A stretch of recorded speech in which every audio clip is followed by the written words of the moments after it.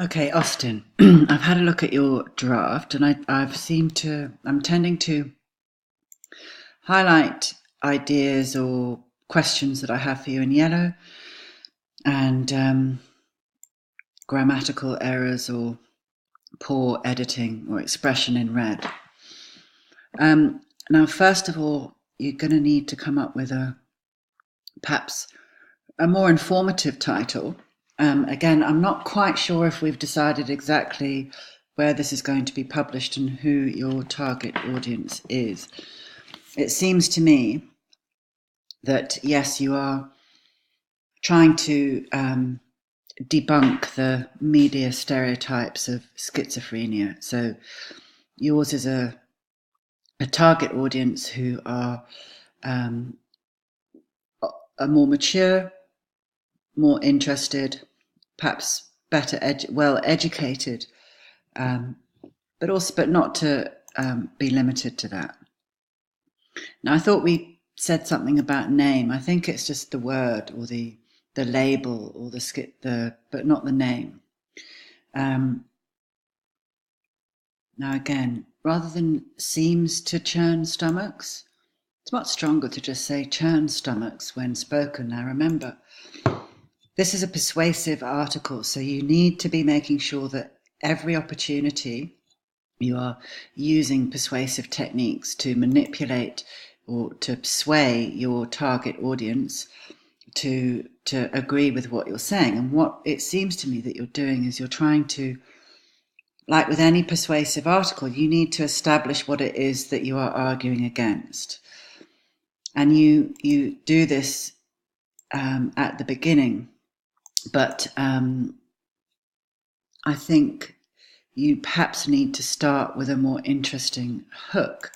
Now, I think we said you might find an example of a news article where they describe somebody with schizophrenia and the horrendous crime that they've committed, and use that to start. Perhaps if you could even find an image, and then move into how the word schizophrenia churns stomachs when spoken, because you've established why.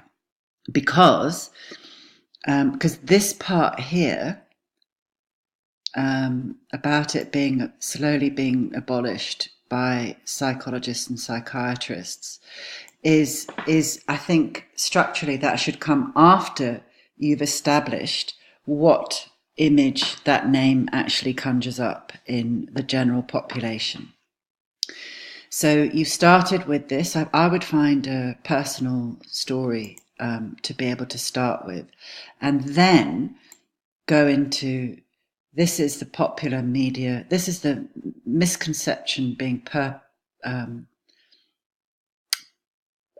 spread, or this is a media misconception that is creating the stigma. And you've said the image of the crazy man talking to himself on the bus, and to slight that the media has ever so blatantly placed into our minds. That's just editing, that's expression. That the media so carelessly or so irresponsibly.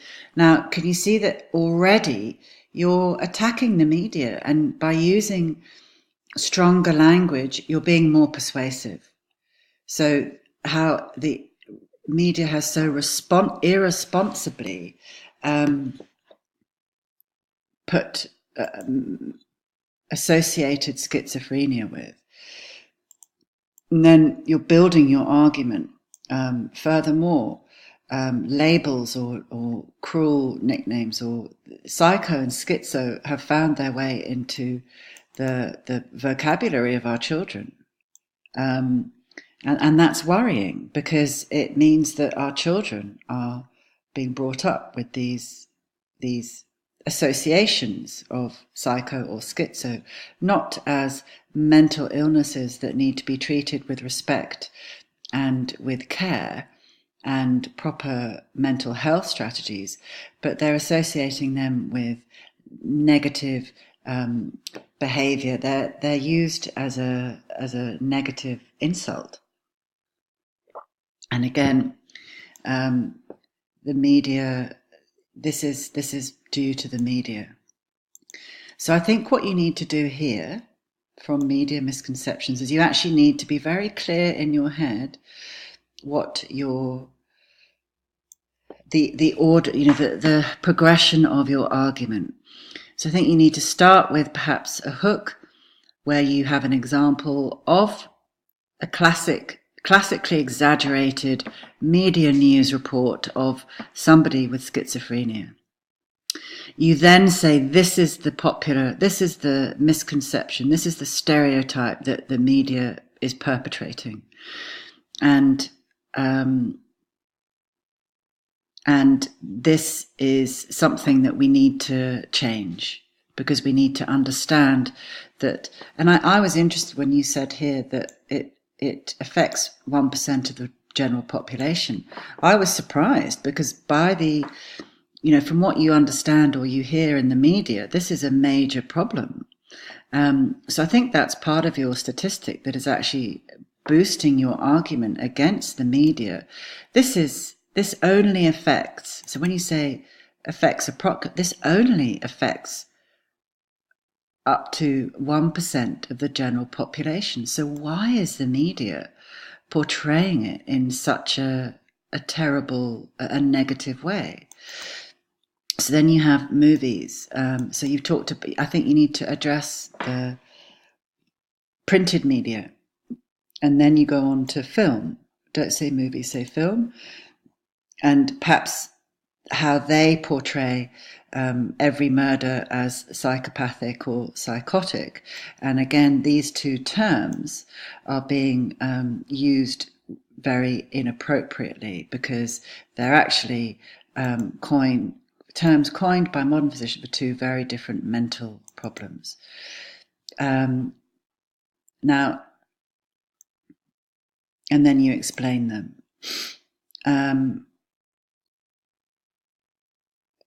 And then you do a pretty good job of explaining, which is good. This is where you sort of have to break down your expertise and that kind of language into the language that your reader will be able to understand. And so I think once you've done your hook and you've established what these stereotypes and misconceptions are, then you go on to what actually is schizophrenia.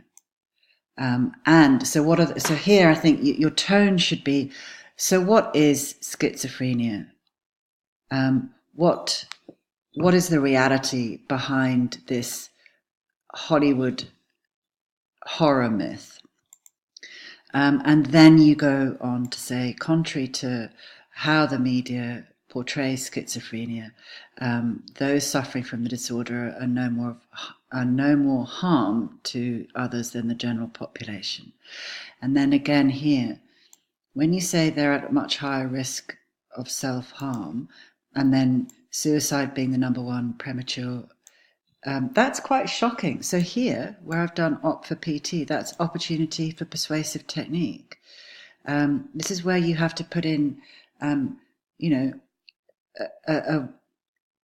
a shocking or a tragic fact is that about 280,000 people, about 10% will die by their own hand. So you need to be just putting in a little bit more persuasive language techniques here. So you started here. So again, I've said from about here, this is where you should be talking about what is schizophrenia, right? And then you introduce it. And then you see, I've highlighted this in red because you've just repeated that directly from your introduction. And then you have good, clear explanation of what it is. So I think perhaps what you should be doing is, what is schizophrenia? So you go on to describe this. and then you build up to this horrible statistic here, which is that 10% will die by their own hand. And then you need to reinforce how this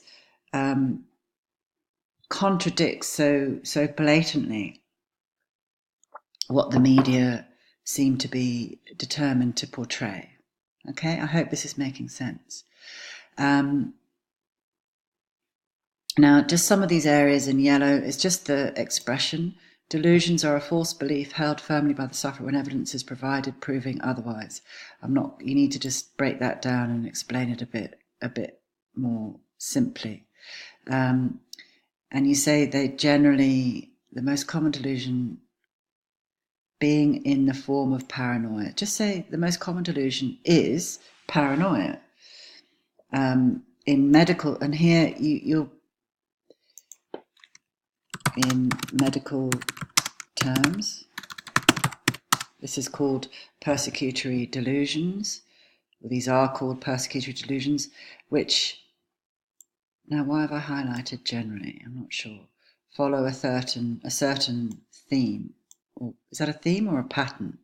And then you've repeated theme. Oh, I've highlighted generally because you've repeated it here, okay? So just watch that. Generally, and I think perhaps here it might be good to have an actual quotation from a schizophrenic, because this is all a bit general at the moment, this theme. So as so-and-so described his or her paranoia as, see if you can find a quotation. You need to bring this to life and keep us wanting to read. So you need to be sprinkling evidence and statistics to give your voice authority, and you need to be having including personal stories, again, to lend authority to what you're saying. Now this just needs rereading and tidying up. Now, and I think you need to break this up now into you've said what is schizophrenia, and then you're going into more detail of the symptoms. So sort of subtitle, and then what the symptoms are. Now, I don't really understand. It has positive symptoms that add to the person, and negative symptoms. So you haven't quite, I kind of know what you mean.